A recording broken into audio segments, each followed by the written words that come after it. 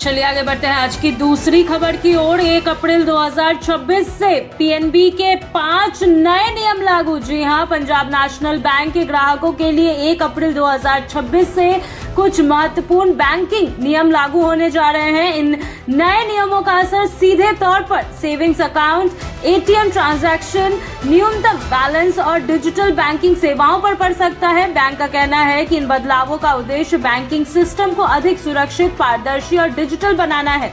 इसीलिए पीएनबी के करोड़ों खातेदारों को इन नियमों की जानकारी होना बेहद जरूरी है, ताकि भविष्य में किसी प्रकार की परेशानी से बचा जा सके।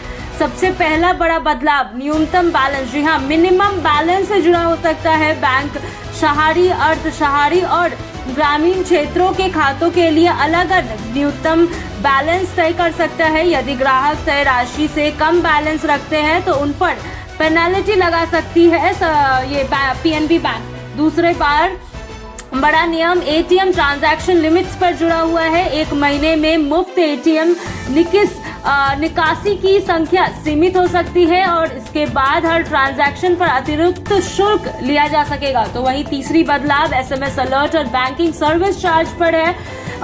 बैंकिंग के कई बार SMS alert, debit card maintenance या अन्य सेवाओं के लिए सालाना या तिमाही शुल्क लागू करता है। चौथे महत्वपूर्ण नियम KYC, know your customer update से जुड़ा हुआ है। जिन खातों का केवाईसी लंबे समय से अपडेटेड नहीं हुआ है, उन्हें अपडेट करना जरूरी हो सकता है, अन्यथा खाते पर कुछ सेवाएं अस्थायी रूप से सीमित की जा सकेगी। 5वां बड़ा बदलाव डिजिटल बैंकिंग और ऑनलाइन ट्रांजैक्शन सुरक्षा से जुड़ी हुई है। जी हाँ, बैंक इंटरनेट बैंकिंग और मोबाइल बैंकिंग के लिए नए सुरक्षा प्रोटोकॉल्स लागू कर सकता है, जैसे 2 स्तरीय सत्यापन, 2 फैक्टर वेरिफिकेशन और ऑथेंटिसाइजेशन, ओटीपी आधारित लॉगिन या नए ट्रांजैक्शन लिमिट नियम।